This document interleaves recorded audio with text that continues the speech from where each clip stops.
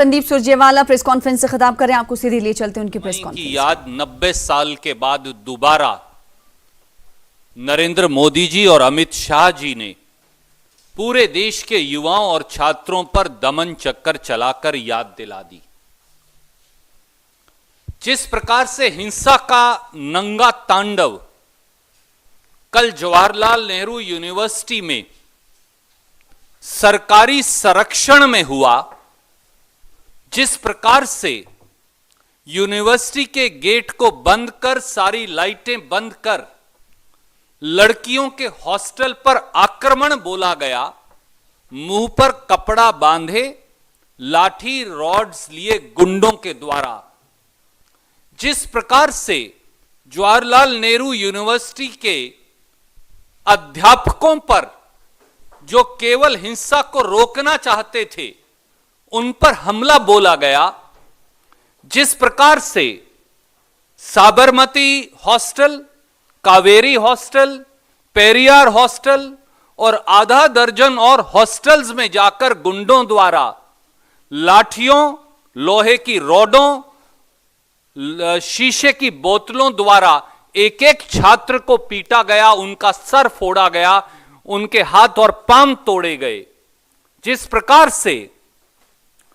प्रकार से professor Sawant Shukla, professor Suchitra Sen, professor Atul Sood, professor Surjit Majumdar और अन्य अध्यापकों पर हमला बोला गया, जिस प्रकार से वहां गए राजनीतिक और सामाजिक कार्यकर्ताओं पर हमला बोला गया, जिस प्रकार से 150 से अधिक 100 नंबर पर दिल्ली पुलिस को कॉल करने के बावजूद दिल्ली पुलिस मूक दर्शक बनी रही, जिस प्रकार से दिल्ली पुलिस के सामने वो एम्बुलेंस जो उपचार के लिए आई थी वो तोड़ी गई, ये याद दिलाता है कि इस देश में अब प्रजातंत्र और कानून का शासन नहीं बचा।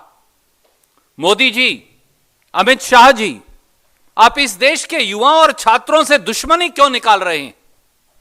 जब इस देश के युवा और छात्र फीस वृद्धि के लिए पूरे देश में आंदोलन करते हैं तो मोदी जी, आपकी सरकार उन पर लाठियां भांजती है।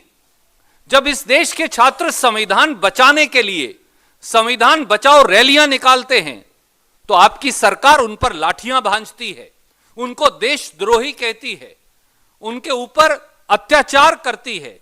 ये वही छात्र हैं मोदी और शाह जी, जिनको वही युवा हैं जिनको सबज बाग दिखाकर 2 करोड़ रोजगार का वायदा देकर आप सत्ता में आए थे।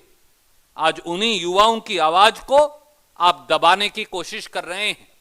जो युवा देश के संविधान पर होने वाले हमलों, देश के प्रजातंत्र पर होने वाले हमलों, फीस वृद्धि पर होने वाले हमलों, शिक्षा पर होने वाले हमलों, विश्वविद्यालयों की स्वायत्तता पर होने वाले हमलों, उनके खिलाफ जब वो विरोध करते हैं तो मोदी जी, आप उनकी आवाज दबाते हैं।